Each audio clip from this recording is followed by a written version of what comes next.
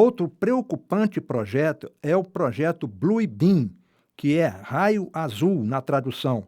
Trata-se de um projeto da NASA atrelado ao controle mundial da nova ordem mundial em parceria com a ONU, Organizações das Nações Unidas, ou seja, um completo embuste onde a NASA parece esconder detalhes. Tem sido um mistério ver em diferentes países do mundo aviões em grandes altitudes riscando os céus com fumaça de partículas pesadas.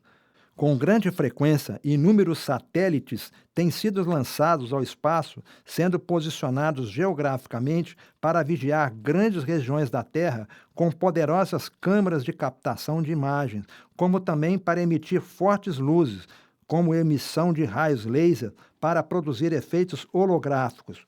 O funcionamento que se tem notícia passa por um sistema atrelado aos satélites, onde um canhão de raio laser emite um raio diretamente a um conjunto de lentes divergentes, projetando no anteparo de emulsão holográfica, onde os desenhos programados por algoritmos fazem o efeito desejado conforme for a conveniência previamente escolhida. Os satélites estão sendo posicionados para que suas poderosas câmeras tenham total campo de visão de toda a superfície da Terra. Mas o nosso alento são as profecias do Messias para esse tempo do fim, já no tempo de angústia, pois elas são bem claras para esses fatos. Haverá sinais no sol, pois se levantarão falsos cristos, falsos profetas e farão sinais e prodígios para enganar, se possível, os próprios eleitos, como está em Marcos capítulo 13, versículo 22.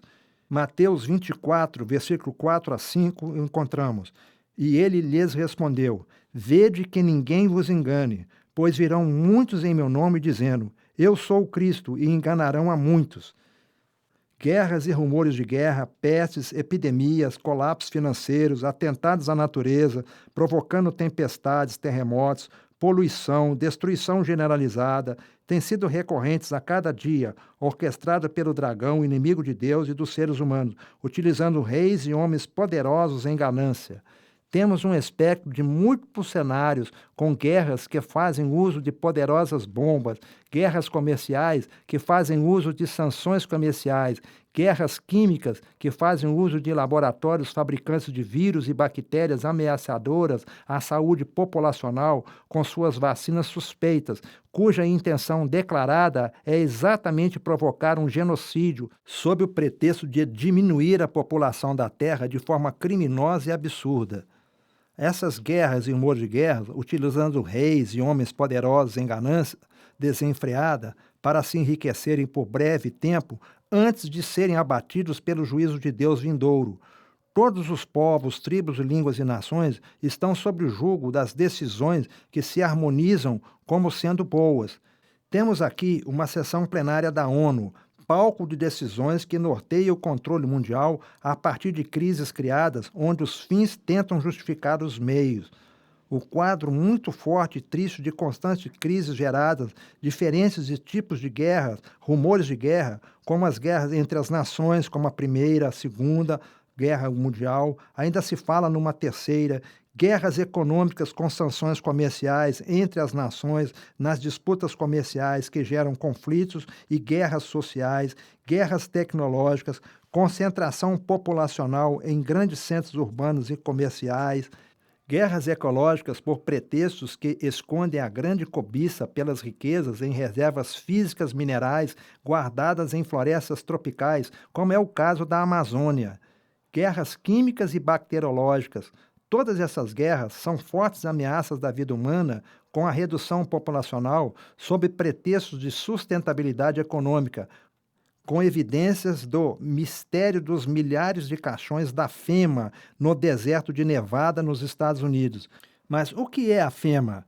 Trata-se de uma sigla de um órgão do governo americano, a Federal Emergency Management Agency, que isto é, uma agenda federal de gerenciamento emergencial. Inúmeros campos de concentração e apoio emergencial estão sendo construídos nos Estados Unidos, prevendo algo iminente. A FEMA é um fato real que demonstra essa preocupação, onde cada caixão pode conter até 4 cadáveres. Esses milhares de caixões estão sendo mantidos para uma emergência real. Voltando ao atual diagrama de cenários do contexto mundial, orquestrado pela apologia da nova ordem mundial, notamos que a corrupção global generalizada traz sérias instabilidades entre nações que são forçadas a promoverem mudanças em suas leis constitucionais com fortes impactos à população civil para se ajustarem às novas regras impostas. Tais regras vão cercear o direito de ir e vir, o direito de liberdades individuais, de crenças religiosas, direitos e garantias constitucionais e até então invioláveis nos chamados países democráticos, para o controle total de toda a população mundial. De tudo que foi estudado até aqui, antes de apresentarmos o último revelador fato histórico, vamos enumerar algumas importantes conclusões finais. Primeira conclusão: a perseguição pelo nome não deverá ser pelo nome Jesus Cristo. 2. O ecumenismo tem como alvo a globalização da religião em apenas uma, favorecendo a nova ordem mundial, contrariando Deus em tudo. 3. A nova ordem mundial promoverá a grande apostasia dos povos, tribos, línguas e nações para anular os 10 mandamentos de Deus, com decretos punitivos para quem continuar a guardar o sábado e não o domingo, recriado de adoração paganizada ao sol com fundamentos ecológicos. 4. A nova ordem mundial forçará a mudança das constituições dos países para convergir seus interesses de um governo único e mundial governado por um falso líder como sendo um anti-messias. 5. O juízo de Deus cairá sobre os que praticarem a falsa adoração contra os mandamentos de Deus, os quais a religião globalista tentará anular. Fato histórico 46. O grande iceberg midiático solto nos grandes oceanos, que banham todos os continentes de povos, tribos, línguas e nações da Terra, esconde uma questão crucial que pode abalar os sinceros de coração, que, de fato, guardam os mandamentos de Deus e têm o testemunho do Messias. Adotamos aqui uma analogia simples de um iceberg, onde a parte exposta sobre as águas apresenta um nome muito conhecido e respeitado, mas na parte submersa existe o nome verdadeiro e glorioso. O nome conhecido é Jesus, mas o nome verdadeiro é Yehoshua. Com a estratégia do nome trocado, isto é, o nome falso conhecido e aclamado, mas que substitui o verdadeiro nome que é Yehoshua, quem negar o nome Jesus Cristo pode ser tratado como se fosse o anti-Messias. O que sabemos com certeza hoje é que o nome Jesus Cristo é plenamente aceito no mundo em geral, como nos países do Ocidente, nas 3 Américas, como na Europa, vários países da África colonizados por portugueses e espanhóis, e até alguns países do Oriente. Nisso podemos deduzir que este nome falso, Jesus Cristo, não será alvo de perseguição. O próprio Satanás virá antes tentando personificar a figura do Messias com esse nome, para ser adorado mesmo sendo falso e inimigo de Deus e de suas criaturas, pois esse nome foi imposto com a troca pontual das primeiras Bíblias a partir do Concílio de Nicéia, no qual nenhum representante do povo judeu messiânico, conhecedor do Antigo Testamento, teve acesso. O sincretismo religioso das civilizações greco-romanas formataram uma religião convencionada a atender a adorações de deuses em estátuas, imagens e esculturas, sendo renomeados com nomes de santos da história sagrada. Assim foi fundamentado por Roma o cristianismo paganizado, tendo o nome falso mantido. Tudo se passa como se o iceberg flutuasse livre por todos os oceanos e mares do mundo, levando o falso nome, que inverte o sentido do que seja o anti-Messias. A consequência direta está no restante do iceberg mergulhado e subjugado na pressão das águas, proclamando o nome verdadeiro contra o nome forjado, que não traduz salvação, que esconde dos povos o verdadeiro nome, em contrafacção perverte e inverte o sentido do que seja realmente o anti-Messias a serviço dele mesmo, em seu plano ardil, para enganar, se possível, os eleitos que guardam os mandamentos de Deus, mas escolhem adorar o falso nome servindo ao anti-Messias, como ele assim planejou astutamente para ser adorado. tudo se passa com os nomes trocados em inversão de valores, no sincretismo religioso, pelo menos 2.000 anos, alardeando falsas doutrinas em torno do nome falso da grande meretriz. O juízo de Deus virá contra os adoradores da besta e do seu nome e da sua imagem. E hoje já conhecemos essa estratégia diabólica que o inimigo de Deus e de suas criaturas forjou para enganar durante séculos. Temos por zelo e obrigação alertar aos sinceros. É certo que Deus julgará pela luz do conhecimento de cada um, mas nós, que já sabemos o nome verdadeiro, pois está declarado em várias Bíblias pelos comentários no pé das páginas, como vimos na Bíblia de Jerusalém, temos que realmente alardear e clarear para que as pessoas tomem as suas decisões. Vamos resumir alguns fatos históricos profetizados em Apocalipse 13, mas a seguir vamos conferir pela Bíblia Sagrada. No capítulo 13 de Apocalipse, o profeta João vê duas bestas, que são duas estruturas de grande poder. Elas têm aparência feroz, que representam reinos terrenos degenerados, controlados por Satanás. O diabo realiza milagres e engana os homens. A segunda besta sai da terra e trabalha a favor da primeira besta, que sai do mar. A segunda besta que sai da terra faz cuspir fogo do céu.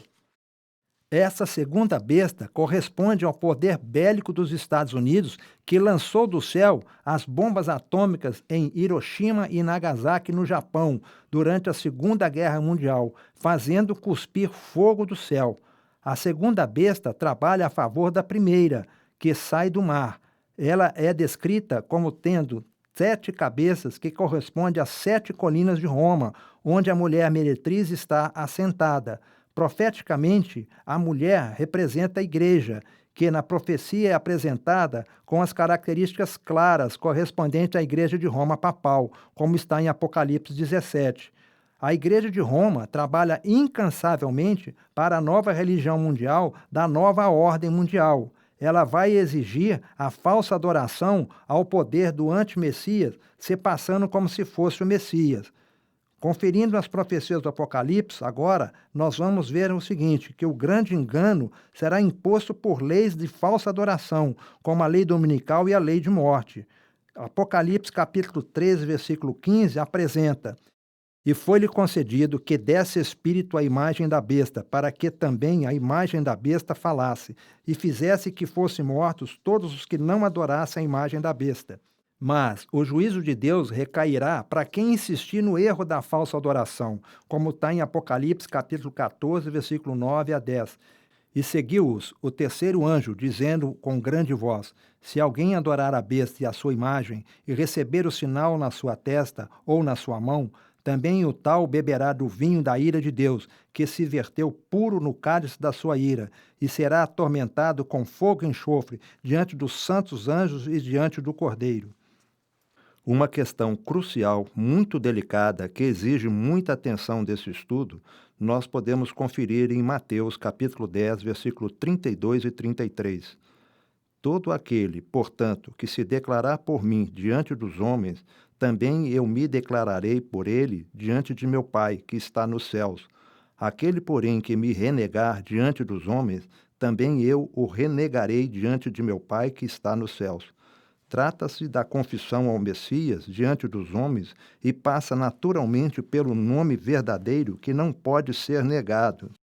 Essa declaração como confissão pelo nome é, portanto, de confirmação como promessa registrada na carta à comunidade de Sardes para a restauração da verdade, como está em Apocalipse capítulo 3, versículos 5 e 6. "O vencedor se trajará com vestes brancas, e eu jamais apagarei seu nome no livro da vida. Proclamarei o seu nome diante de meu Pai e dos seus anjos. Quem tem ouvidos, ouça o que o Espírito diz às igrejas." Portanto, não podemos negar o verdadeiro nome do Messias para que sermos vencedores no livro da vida. A carta de Sardes está em concordância direta com o conhecimento de quem devemos nos declarar coerentemente na obediência por amor incondicional aos seus mandamentos, pois amar é obedecer por gratidão, como está em 1 João capítulo 2, versículo 4 a 6. Aquele que diz, eu o conheço, mas não guarda os seus mandamentos, é mentiroso, e a verdade não está nele. Mas o que guarda a sua palavra, nesse verdadeiramente o amor de Deus é perfeito. Nisto reconhecemos que estamos nele. Aquele que diz que permanece nele deve também andar como ele andou. 1 João, capítulo 2, versículo 4 a 6. Com a concordância de 1 João 2, versículo 4, temos a ponta superior de um grande iceberg flutuando nas águas dos povos em multidões, que, em grande maioria, confessam o nome de Jesus Cristo, mas não guardam os mandamentos de Deus, sendo por isso já tidos como mentirosos pela palavra que professam. Assim sendo, temos que confessar no batismo o verdadeiro nome Yehoshua, andando como ele andou, guardando os mandamentos de Deus como testemunho da verdade. A questão crucial pode abalar os sinceros de coração, mas é explicada também a partir de 1 João, capítulo 2, versículo 18 a 28. João, na sua carta apostólica, explicando o mandamento do amor, apresenta uma quarta condição referente a preservar-se dos anticristos. Assim diz a palavra de Deus.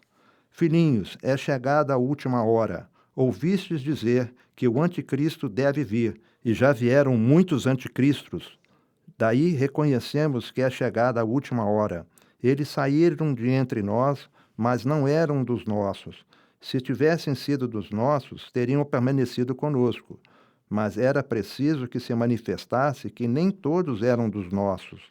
Vós, porém, tendes recebido a unção que vem do Santo, e todos possuís a ciência. Eu não vos escrevi porque ignorais a verdade, mas porque a conheceis, e porque toda mentira não procede da verdade. Quem é o mentiroso, senão o que nega que Jesus é o Cristo? Eis o anticristo, o que nega o Pai e o Filho. Sim, a questão aqui é a pergunta: quem é o mentiroso, senão o que nega que Jesus é o Cristo? Eis o anticristo, que nega o Pai e o Filho. Todo aquele que nega o Filho também não possui o Pai, e o que confessa o Filho também possui o Pai. Mas vós procurai e que permaneça em vós o que ouviste desde o início. Se em vós permanece o que ouvistes desde o início, vós também permanecereis no Filho e no Pai. Esta é a promessa que ele mesmo vos fez, a vida eterna. Isso vos escrevi sobre aqueles que procuram vos desencaminhar. Quanto a vós, a unção que recebestes dele permanece em vós, e não tendes necessidade de que alguém vos ensine. Mas como a sua unção vos ensina tudo, e ela é verdadeira e não mentirosa.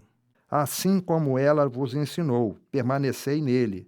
Agora, pois, filhinhos, permanecei nele, para que, quando ele se manifestar, tenhamos plena confiança e não sejamos confundidos por estarmos longe dele na sua vinda.